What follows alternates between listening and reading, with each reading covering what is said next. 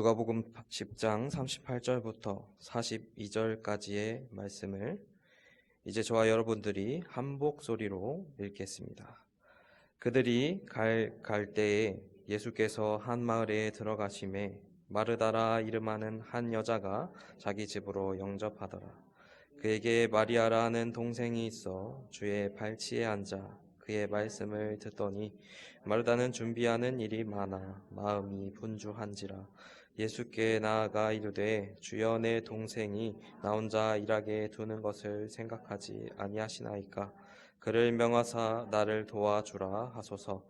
주께서 대답하여 이르시되 마르다야 마르다야 네가 많은 일로 염려하고 근심하나 몇 가지만 하든지 혹은 한 가지만이라도 족하니라. 마리아는 이 좋은 편을 택하였으니 빼앗기지 아니하리라 하시니라. 아멘. 여러분 MBTI라고 들어보셨죠? MBTI는 성격 유형 검사의 한 종류입니다. 4가지 척도로 사람의 유형을 분류합니다. PPT 한번 보여주시죠. 요즘 젊은 나이들의 세대들한테는 개인정보일 정도로 아주 필수적인 사항입니다. 그래서 그 사람과의 나의 성향을 보고 그 사람이 잘 맞을지 안 맞을지 파악하기도 하고 재미로도 그리고 그 상대방을 놀리기도 할 때 사용합니다. 요즘 그 젊은 사람들이 MBTI를 맹신할 정도로 그런 지경까지 이르러서 간혹 이 젊은 기독교인들이 성경의 인물은 어떤 MBTI를 가졌을까 이렇게 추측하기도 합니다. 그래서 오늘 본문 말씀에는 2명의 여인이 등장하는데 한 사람은 마르다라는 여인이고 한 사람은 마리아라는 여인입니다.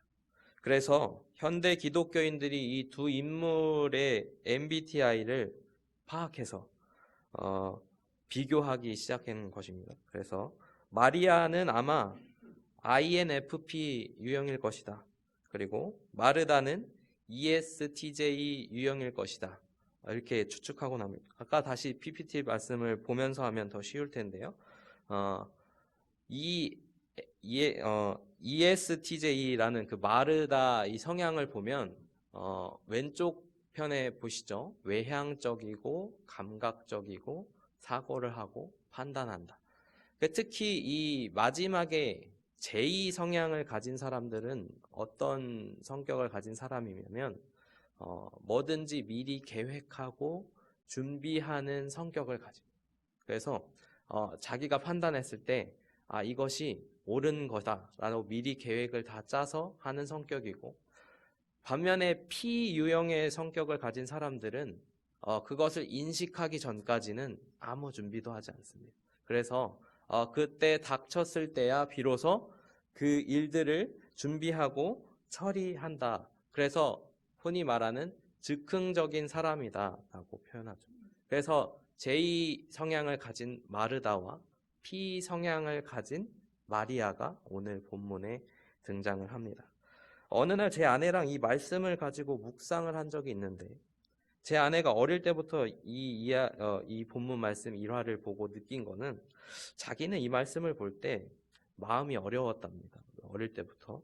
왜냐하면 그 이유를 들어보니까 열심히 일한 사람은 마르다인데 왜 마르다가 꾸중을 듣냐는 거예요. 그래서 자기도 만약에 그 상황이 닥쳤으면 예수님이 100번이고 나를 찾아오더라도 나는 마르다처럼 행동할 것 같다.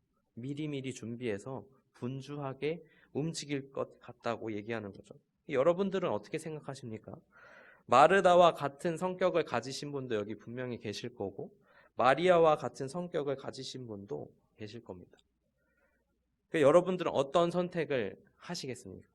오늘 본문의 말씀에서 우리에게 어떤 교훈을 주시는 것일까요? 마르다는 틀렸고 마리아는 맞다. 이것을 가르쳐주고 계시는 걸까요?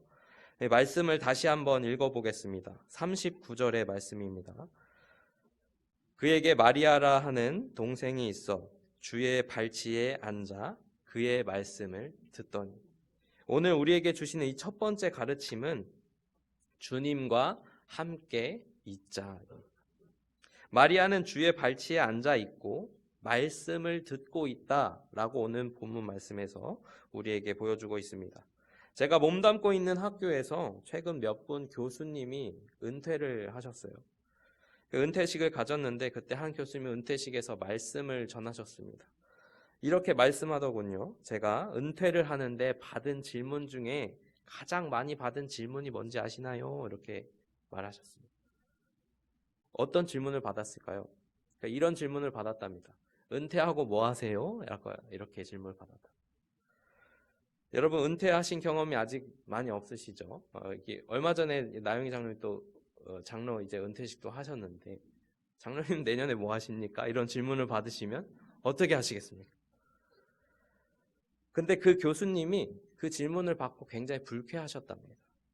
나는 특별히 은퇴하고 하는 게 없는데 그렇게 물어보니까 괜히 엄청난 것 해야 될 것 같고 뭐 대단한 것을 하면서 은퇴해야 될 것 같고 은퇴한 다음에도 큰 쓰임을 받아야 될 것 같고 그렇게 자기를 포장해야겠다고 생각이 들더랍니다. 그래서 마음이 불편했답니다. 그리고 자신이 은퇴하면 뭐 할지 갑자기 곰곰이 고민을 해보시기 시작했다. 그때 내린 결론이 뭐냐?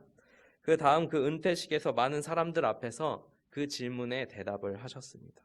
그것은 자기는 은퇴하고 발치 사역을 할 거다. 발치 사역. 여러분 발치 사역이 뭡니까?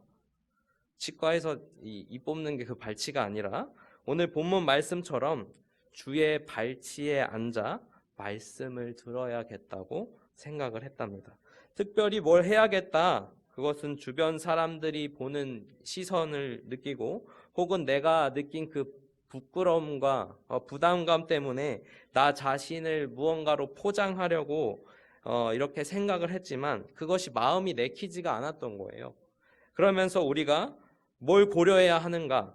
그것은 지금 주님이 우리를 보고 계시는데 우리와 함께 지금 계시고 계시는데 주님이 우리에게서 원하는 것이 무엇인지 알아차려야 한다는 겁니다.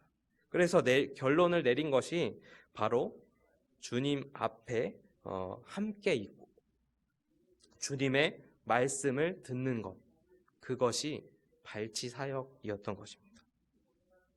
오늘 본문 말씀 40절을 보겠습니다. 40절을 우리 다 함께 읽어보겠습니다. 시작.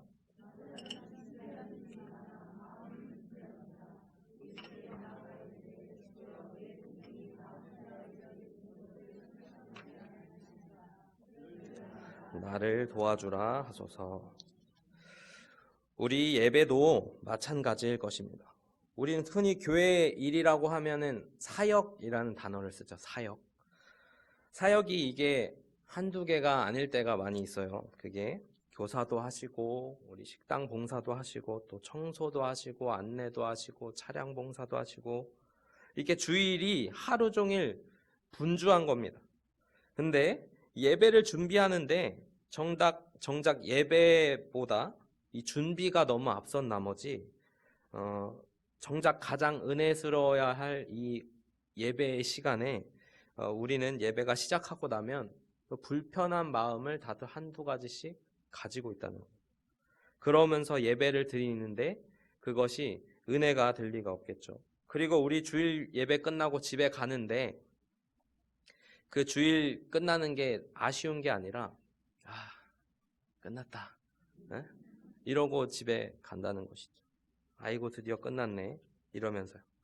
그런데 우리 모습을 보시고 주님은 이렇게 생각하시더라는 겁니다. 41절 말씀을 우리 함께 읽어보겠습니다. 시작. 주께서 대답하여 이르시되 마르다야 마르다야 네가 많은 일로 염려하고 근심하나. 주님께서는 대답을 하시는데 이렇게 말씀하셨다는 거예요. 네가 많은 일로 염려하고 근심하고 있구나. 이 말이 꾸중을 하는 것처럼 들리시나요? 그런 게 아닙니다. 오늘 말씀을 통해 우리에게 주신 두 번째 가르침은 주님이 우리를 위로해 주신다는 겁니다. 본문 말씀에서든 얻듯 마르다는 잘못했고 마리아는 칭찬받아야 마땅한 사람이야. 그러니까 우리는 마리아를 본받아야 해 라고 말씀해 주시는 게 아니라는 겁니다.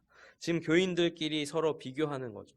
저 사람은 왜 이렇게 마르다 같아, 분주해. 그렇게 하는 말씀이 아니라는 겁니다. 이 마르다의 불편한 마음을 마치 이해해 주지 못하는 것 같이 이 말씀을 보시면 안 된다는 겁니다. 그런 누구보다 근심하고 염려하는 마르다를 위해서 여기 계신 성도 여러분들이 모두 마르다 같다고 생각하셔서 우리에게 지금 위로를 하고 계시는 예수님의 모습을 볼 수 있습니다. 우리 42절 말씀을 함께 읽어보겠습니다. 시작. 몇 가지만 하든지 혹은 한 가지만이라도 족하니라. 어쩌면 하루 종일 많은 사역에 지쳐서 정작 하나님 예배하는 시간에 금심과 염려로 보내는 우리들에게 다른 것 조금 실수해도 괜찮다. 조금 불편해도 괜찮아. 조금 미흡하더라도 괜찮다. 라고 말해주고 계시는 겁니다. 그러고선 너도 내 옆에 와 앉아라. 내가 너희에게 위로를 주고 쉬게 해주겠다. 라고 예수님은 이런 마르다를 찾아갔던 것입니다. 그리고 위로를 해주셨습니다. 우리도 마르다처럼 분주하고 바쁜 와중에 정말 열심히 사역하는 와중에 예수님께서 틈틈이 우리에게 찾아와 위로해 주신다는 것을 잊지 말아야 합니다. 현재 장로회 신학대학교 총장이신 김은용 교수님이 본인의 저서 하늘 소리 땅의 소리에서 이런 일화를 얘기한 적이 있습니다. 한번 들어보시겠습니까? 한 목사님이 설교를 준비하시고 담당자에게 설교 제목을 알려주던 과정이었어요. 근데 인쇄소에서 전화가 걸려와가지고 목사님 주보가 거의 다 완성이 됐는데 설교 제목이 아직 오지 않았습니다. 이렇게 전화가 온 거예요. 그래서 목사님이 죄송합니다. 제가 설교 제목 알려드리겠습니다 하고 뭐라고 마셨냐면 오늘 설교 제목은 여호와는 나의 목자시니입니다. 이렇게 카톡을 주고받았겠죠. 근데 그 인쇄소 직원이 다시 연락이 왔어요. 뭔가 문장이 끝나지 않은 것 같은데 여호와는 나의 목자시니 이게 맞나요? 이렇게 얘기한 거예요. 그래서 목사님이 예, 여호와는 나의 목자시니 그거면 충분합니다. 이렇게 보낸 거예요. 그랬더니 목사님은 안심하고 이제 다음날 예배에 들어섰죠. 성가대가 찬양하는 때 주보를 딱 펼쳤는데 주보의 제목이 이렇게 적혀 있다는 겁니다. 한번 띄워주시죠. 여호와는 나의 목자시니 네, 그거면 충분합니다. 이렇게 주보에 제목이 적혀 있는 겁니다. 목사님은 당황했어요. 당황했지만 순간 벅차오르는 감동에 눈물이 났다고 합니다. 그 눈물이 나고 나서 한참 동안 설교를 시작할 수 없었던 거예요. 그리고 그 제목을 계속해서 반복해서 묵상했다고 합니다. 여호와는 나의 목자시니 네, 그거면 충분합니다. 여호와는 나의 목자시니 네, 그거면 충분합니다. 사랑하는 원통교회 가족 여러분, 충분하십니까? 여호와는 나의 목자신 것만으로 정말 충분하십니까? 혹시 여호와께서 나의 목자가 되실 때 내 부족함을 채워주시기 때문에 내 부족함이 사라지고 충분히 채워질 것이기 때문에 그런 결과 때문에 혹은 그런 기대감 때문에 충분하다고 느끼는 건 아닌가요? 여호와가 나의 목자신 것만으로 충분하다면 여호와는 나의 목자시니 이 질문을 했을 때 그 뒤에 어떤 문장이 와도 여러분들 정말 충분하십니까? PPT 한번 띄워주시죠. 여호와는 나의 목자시니 다음에 어떤 말이 와도 정말 충분하신가요? 여호와는 나의 목자시니 나는 오늘 죽어도 괜찮습니다. 이렇게 말해도 충분하신가요?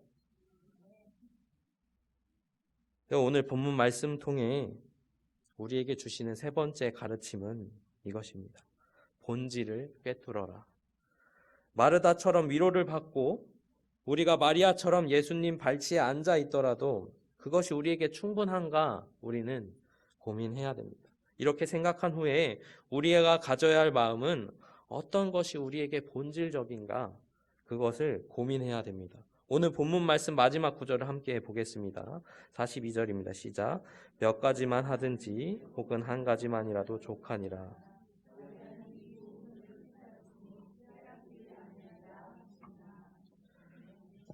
과연 이 말씀에서 우리는 어떤 본질적인 것을 생각해야 하나요? 여러분 1969년에 미국이 달 착륙에 성공했던 기억을 하시나요? 당시 참 화제가 됐었는데 우주는 지구와 환경이 많이 다르죠. 그래서 당시 우주인들이 의외의 부분에서 불편함을 느꼈다고 했어요. 그것이 뭐냐면 여러분 볼펜 하나씩 다 있으시죠? 볼펜. 볼펜의 구조를 아십니까? 볼펜의 원리는 저 펜 끝에 작은 공이 있어요. 우리가 뾰족하다고 느낄 정도로 작은 공이 있는데 그 잉크가 위에서 주입되면서 그 볼이 종이를 훑고 둥글둥글하게 지나가면 잉크가 종이에 묻어나는 원리가 볼펜의 원리예요. 그런데 그래서 볼펜은 위에서 아래로 잉크가 흘러나와야 볼펜이 나옵니다. 그래서 여러분 누워서 글씨 쓰시면 잘 안 나와요. 왜냐하면 중력이 적용을 안 하는 거죠. 그런데 우주는 어떻습니까? 무중력 상태이기 때문에 일반 볼펜을 들고 우주로 나가면 모나미 볼펜 챙겨가면 안 나오는 거예요. 그래서 이 우주에서는 쓸 수 없다는 것이죠. 무중력 상태이기 때문에. 그래서 미국 피셔라는 회사에서 이 펜을 100만 달러 정도 들여서 우주에서 쓸 수 있는 볼펜을 만들어냅니다. 중력으로 인한 것이 아니라 압력으로 잉크가 분사되도록 만든 것이죠. 그것이 스페이스 펜이라는 것이 지금 인터넷에도 판매를 합니다. 저게 가격이 굉장히 비싸요.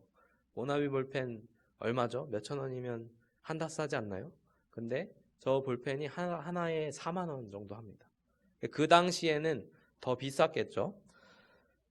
그런데 여러분 미국 말고 60년대에 우주 강국이 또 어디가 있었는지 아십니까? 우주 강국. 소련이죠, 소련. 구소련이 있어요. 그래서 미국에서 야 우리는 우주에서 쓰는 볼펜을 만들었어 이러고 자랑을 했답니다. 근데 소련은 어떻게 글씨를 썼을까요? 그러면 어떻게? 네, 볼펜이 아니라 연필로 썼어요. 연필로. 연필로 쓰면 잘 써지던데? 그때부터 무언가를 열심히 했는데 별로 쓸모가 없던 일을 보면 스페이스 펜 프로젝트다 뭐 이렇게 조롱하곤 합니다. 여러분 그 해결책은 새 펜을 개발하는 게 아니었어요. 연필을 그냥 쓰면 되는 거예요. 글씨를 쓰면 되는 것이지 좋은 펜이 필요했던 게 아니에요. 무엇을 쓰는 건 중요한 게 아니에요. 허무해져 버렸죠. 엄청난 개발 비용을 들여 펜을 만들었는데 그것이 필요하지 않게 된 겁니다. 이것을 우리나라 말로 멋지게 표현하면 뻘짓이라고 합니다. 뻘짓. 아무런 쓸모 없이 헛되게 되어버린 것입니다. 여러분도 우리도 살아갈 때 뻘짓 하죠? 여러분 뻘짓 한 적 많죠? 글씨를 쓰면 될 뿐인데 좋은 펜이 필요한가? 그렇지 않습니다. 예배를 드릴 때 좋은 성경책 필요하지 않잖아요. 축구 선수가 좋은 축구화 신는 게 목적입니까? 운동장에서 열심히 나가서 훈련하는 것이 더 먼저 아니겠습니까? 우리에게 더 본질적인 것이 무엇이냐? 좋은 펜으로 글씨를 쓰는 게 아니라 글씨 쓰는 것 자체, 그러니까 글자를 쓰기만 하면 되는 것이 우리의 본질인 겁니다. 그러면 우리 교회는 무엇을 해야 됩니까? 하나님은 우리에게 많은 것을 요구하지도 기대하지도 않다라는 것을 우리 오늘 본문 말씀을 통해 깨닫게 하십니다. 그저 하나님과 함께 있고 하나님 말씀 듣고 하나님 위로하심 경험하고 하나님에게만 우리 마음을 쏟는 것, 그것이 교회의 본질이라는 것. 마리아는 좋은 편을 택했으니 빼앗기지 아니하리라. 우리는 다른 많은 일들을 생각합니다. 일명 뻘짓을 하곤 하는 거죠. 그러나 예수님은 우리에게 말씀하고 계시는 것입니다. 마르다처럼 살지 말아라. 그것도 아니고 마리아처럼 살아라. 그것도 아니고 그저 마르다 같은 우리를 보시고 우리 한 사람 한 사람이 좋은 편 택하기를, 그리고 빼앗기지 아니하기를 바라는 예수님의 마음인 것입니다. 사랑하는 원통교회 가족 여러분, 좋은 편을 택하십시오. 그리고 빼앗기지 마십시오. 하나님 옆에 가까이 나가십시오. 하나님 말씀을 들으십시오. 그리고 하나님으로부터 위로를 받으십시오. 그것이 우리가 찾아야 할 본질입니다. 기도하겠습니다.